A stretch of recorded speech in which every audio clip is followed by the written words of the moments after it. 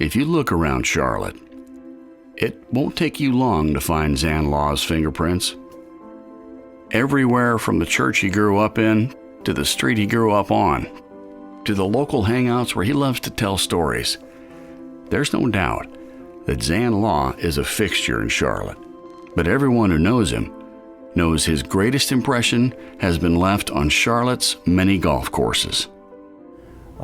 One of the things that struck me about Xan and golf was how much he cared about the history of golf in Charlotte. And almost immediately I started hearing stories about, golf in Charlotte in the, couple decades before I got here. And that was very interesting to me. And he's been kind of the common thread of that, I would think. He always promoted golf. He was always the first to get behind any golf endeavor, no matter what it was. And so you got to say that he had a big influence on golf from his early years because, let's face it, we grew up in the 50s, 60s, and 70s when golf really wasn't very well known. But no matter how much Xan loves golf, it's always been outshined by his love of people. Early on, Xan recognized the ability to use golf to make connections and enrich the lives of others. Xan is a connector. One of his top strengths is his positive attitude, his ability to connect people. Overall, you get a sense the minute you meet him that he really wants to get to know you. He's one of these people that immediately starts asking you about yourself and your situation as opposed to telling you about himself. Xan and Gay really have changed my life and that of my family. I'll never forget the time we went out to lunch several years ago in the mid-90s, and I'd just been married to Susan and we were struggling with infertility. And Xan was saying, he didn't know that, and Xan was saying, well, hey, when are you and Susan gonna have kids?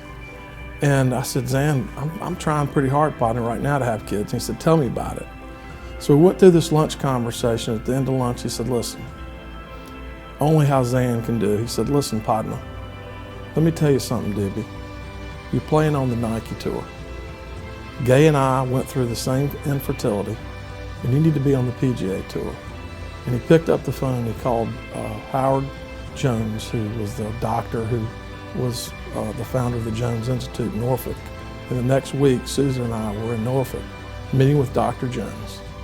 And 3 years later, we had 2 beautiful daughters.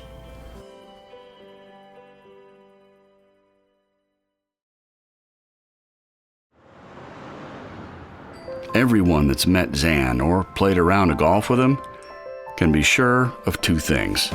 First, they're going to be given a nickname.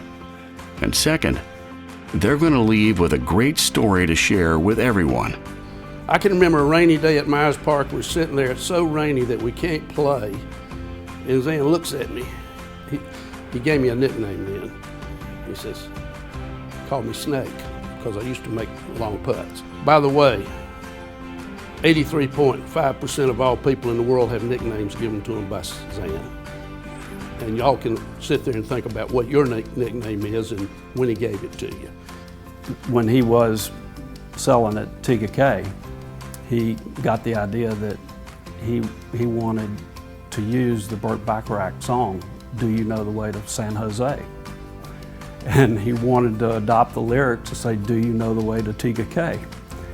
And he got so passionate about that, he figured out who Burt Bacharach's agent was and persistently called him and finally talked to the guy and told him the idea. And the guy just said something like, Burt don't sell his songs to anybody, click. But the funny part about it is I heard him, he would sing the song. Do you know the way to TK? We're going to the Heritage and we're behind Arnold and Winnie Palmer going in line through the gate. And there's a Pinkerton kid there and he looks at Arnold Palmer and he said, I need to see your passes. Xan's jaw drops. I look at him, he didn't believe there's anybody on the planet that didn't know Arnold Palmer. Anyway, they finally find him. He lets them through. Xan looks at the kid, the security guard kid, and he said, "Do you realize who that was?" And the kid says, "I don't care if it was Lord God Almighty, I got my orders." Xan looked at him, he says, "Well, it wasn't, son." He says, "But it's as close as you're gonna get to him today."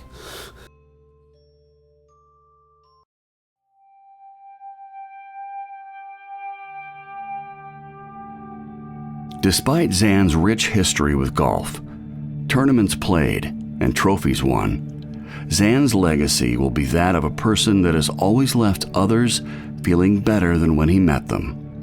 For him, golf has always been more about just playing the game. It's about finding commonality with people, hearing their story, and finding the opportunity to lift them up and make their lives better along the way.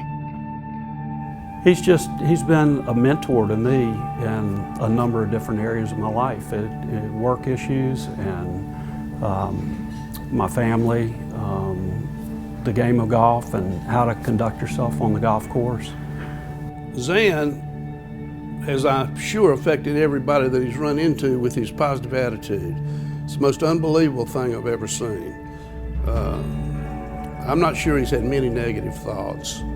And most negative thoughts he has, he turns into a positive thought. A couple days before I was getting married, I got a note from Xan, and I just opened it up, and it said, "Lou," he always calls me Lou. He said, "Lou, she is different than you, X." And when I first opened it, I went, well, boy, that's a strange piece of advice. And as it turns out, it's really one of the best pieces of advice I've ever gotten. The game of golf has been a conduit for him to have personal fulfillment and engagement in his life. And I think Xan's authentic self, his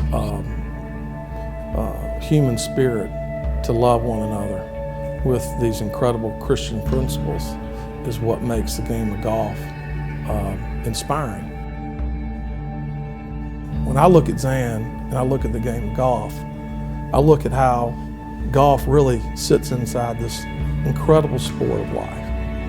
And when you go out on the golf course and you're talking to people, you never know who can change your life. And Xan Law changed my life and changed the life of my family, and I'll be always grateful for that.